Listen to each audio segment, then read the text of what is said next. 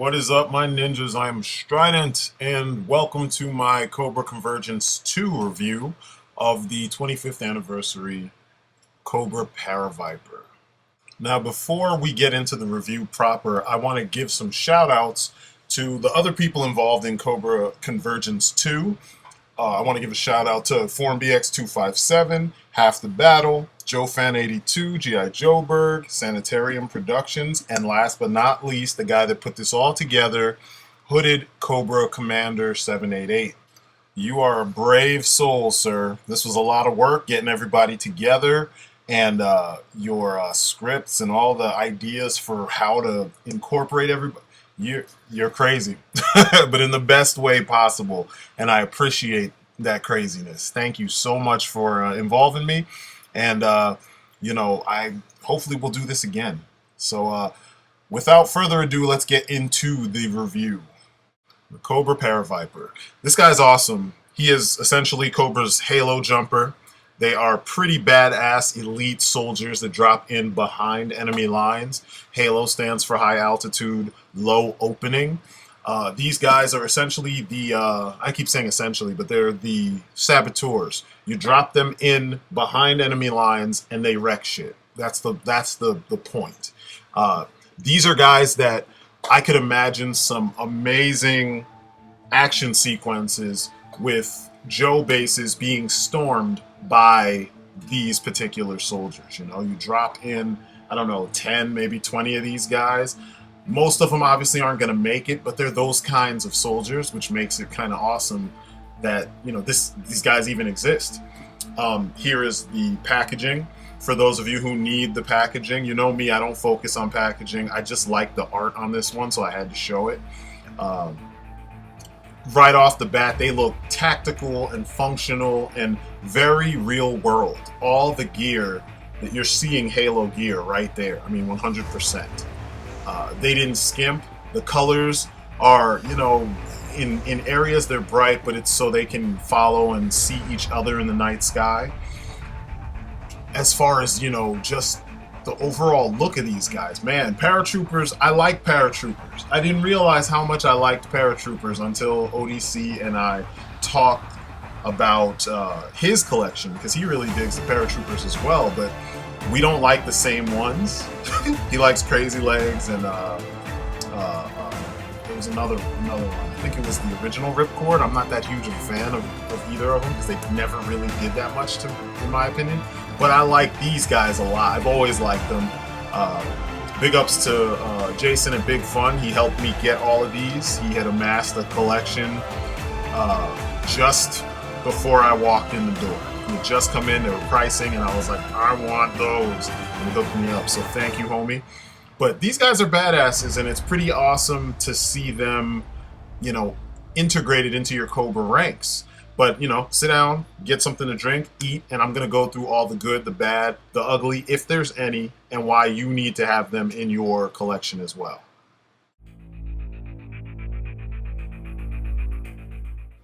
All right, so we're going to deal with the sculpt and the paint. I'm just going to talk about all the details that you see on this guy because he's phenomenally sculpted, phenomenally detailed. It's almost amazing to me that this wasn't like rotocast or something, because everything is on point. I've seen Halo gear up close, and the hoses and all the pouches and where the parachutes are stowed, everything looks 100% like it should.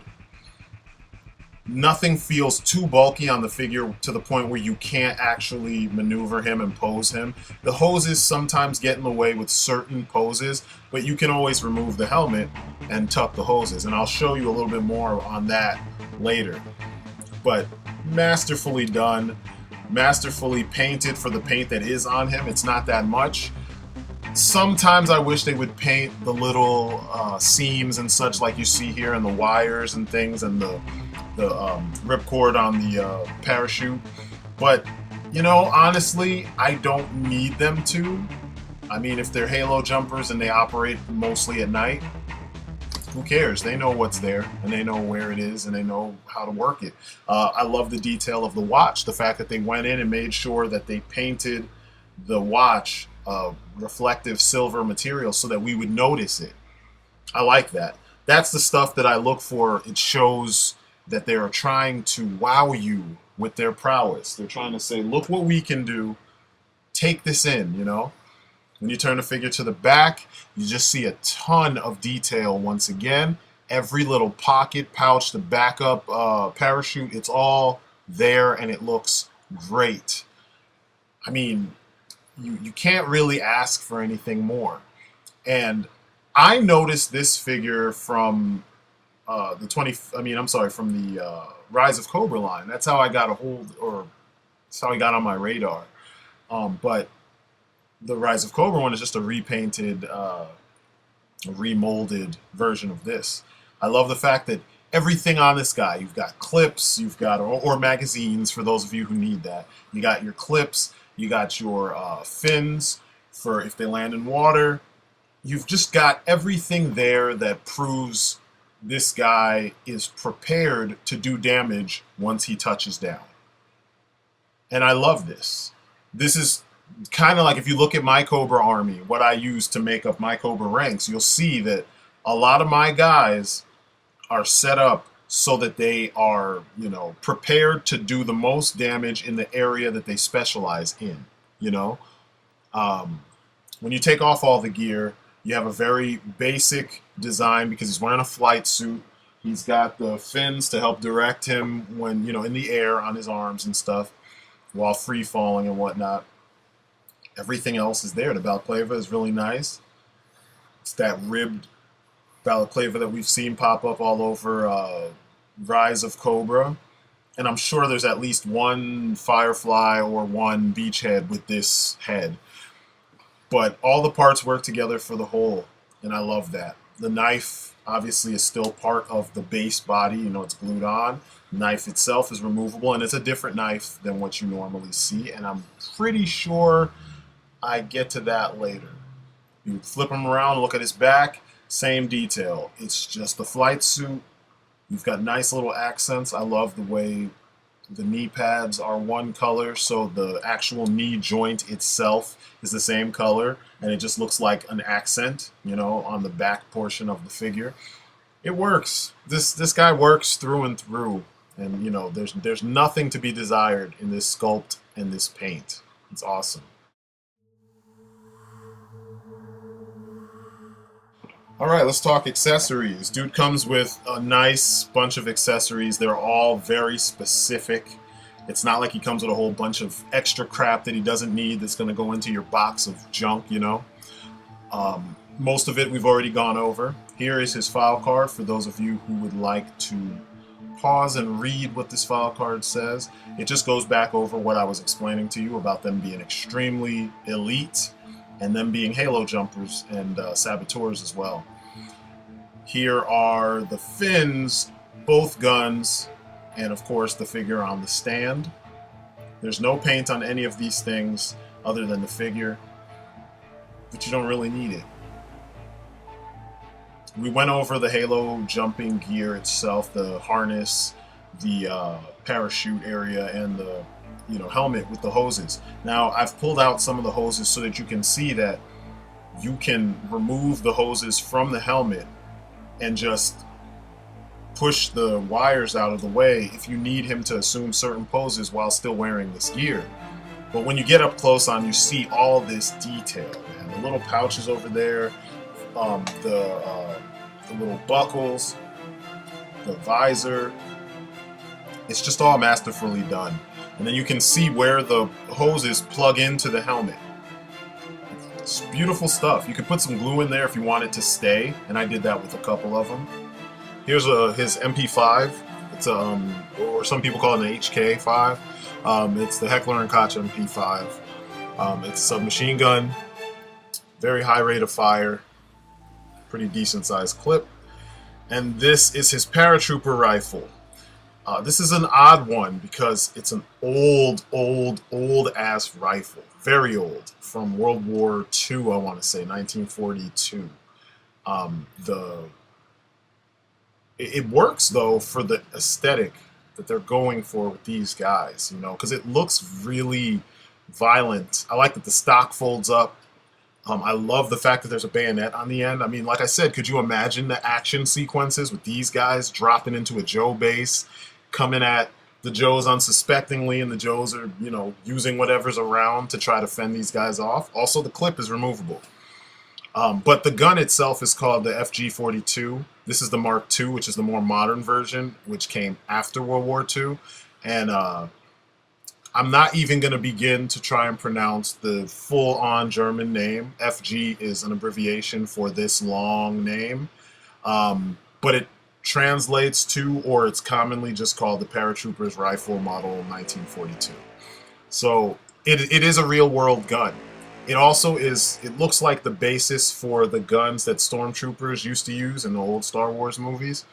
Anyway, here are the fins or flippers for dropping into bodies of water. They're well done. You've seen them before on the frogmen or eels. And they stow away in the back perfectly. There is a peg in the back of his leg that sticks into the peg hole on the actual flippers themselves. And they stow perfectly. I mean, even while you're playing with him, they're not going to fall out. Now, a topic I always hear whenever you bring up certain, you know, Cobras is who would the Joes, who are their direct counter on the Joe side or vice versa. And I think Airborne or Arclight, this is Arclight, that's one of my characters underneath all this gear. He'd be perfect. He's a paratrooper. Of course, Ripcord, old school paratrooper. He's actually the direct counter because he's from that line, you know what I mean? And this is obviously a different helmet that I put on here. This one doesn't come apart.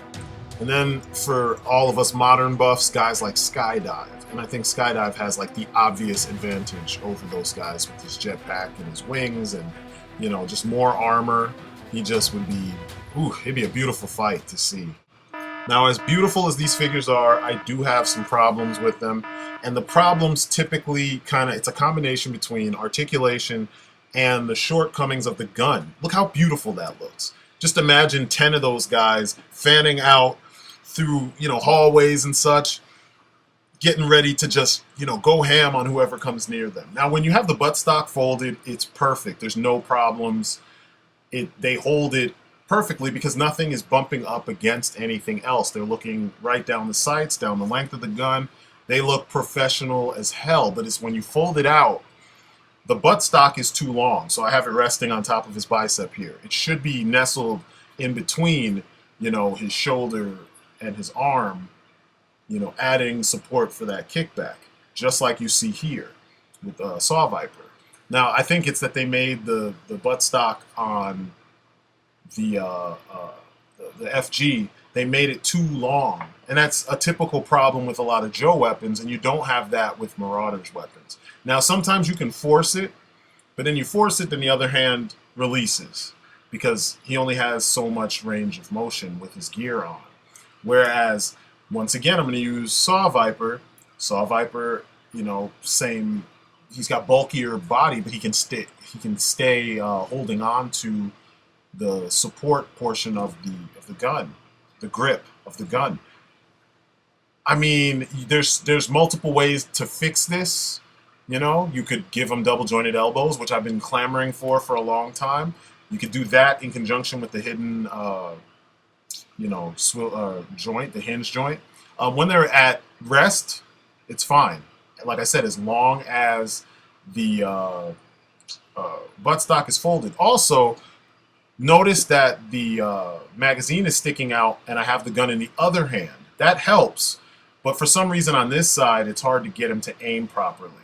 Now, when you take the helmet off, once again, it's easy to, you know, get him to aim down the sights and look down the length of the gun, and he looks scary. It looks like a formidable soldier coming after you, you know, and I like that. That's the kind of stuff that I always look for with mine. I know a lot of people don't care, but, you know, considering all the talk about realism and, you know, how you really do this and real world guns and blah, blah, blah, you would need this.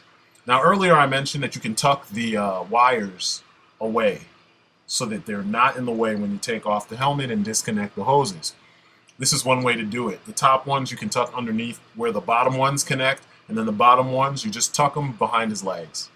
Now, with his MP5, no problems there because the buttstock is short and it's not it's not extended. In real life, that one actually slides out. This one is not extended, so you don't have to worry about that. So he can look professional, and you don't have to worry about any issues there. But these are things to consider when you get this figure. You might even want to look into getting some of these weapons on maybe the FG on Marauders.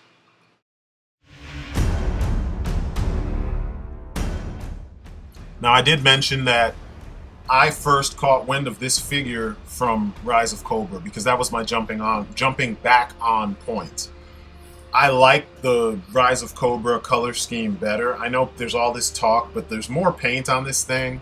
There's just more detail. Even though he's black, red, and gray, for some odd reason, they made things work a little bit better. I don't know how else to describe it. So I'm gonna find one of these guys to be the leader.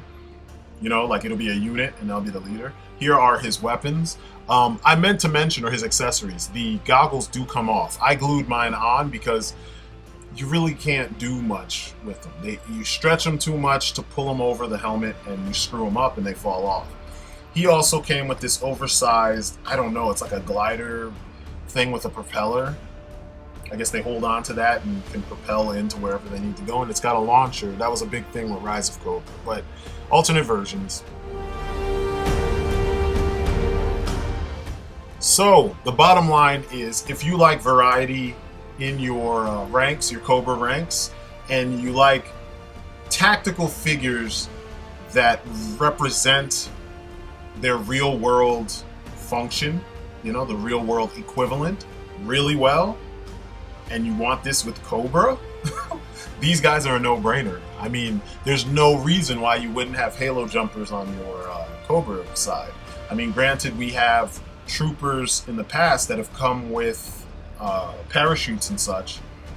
It doesn't take anything from your specialized troops that do only this, you know what I mean? So to me, these guys, they kick the shit out of the retaliation troopers, the blue troopers, but I don't think it's a fair comparison because these guys are specifically designed to do this job, you know what I mean? Whereas those troopers, they are carrying parachutes to drop in, probably from higher altitudes, and then just run around and, they're infantry essentially. So these guys are kind of a must-have if you want to have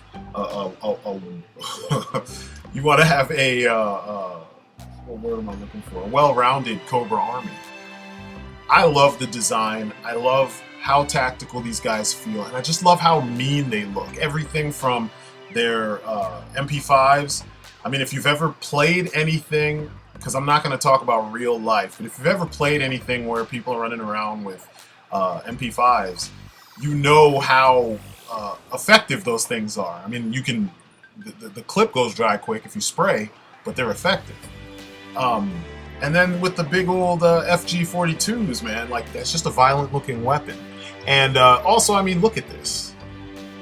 As long as you have something for them to jump from, they're perfect. They're perfect. It's like there's no, I mean, besides that, just look at how awesome they look with your other Cobra soldiers. I mean, it's a no-brainer. So anyway, this is my story and I'm sticking to it. This has been my look at the Cobra Paratrooper from the 25th anniversary line. You guys need to get him. It's definitely an S-Class Joe. I'm really happy to be talking about this guy, and you need him in your collection. So as always, I am STRYDENT. You guys have been great. Thank you for watching. Thank you for listening, as always, and I will catch you in the next video. Peace outside.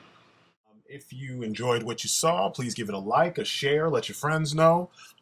Check me out on social media. All the links are in the description. And if you really want to help me out big time, jump on Patreon and support the channel. Every little bit helps, the smallest amount to the largest amount. And last but not least, check out my comic, War of the Gods. Issue 2 is on sale now on Indie Planet, and the links are in the description. It's some superhero fun, and as a smaller independent book, it needs all the views, all the eyes on it as possible. So check it out, show it to your friends. Every view helps greatly. And yeah, that's it for me. Thanks again.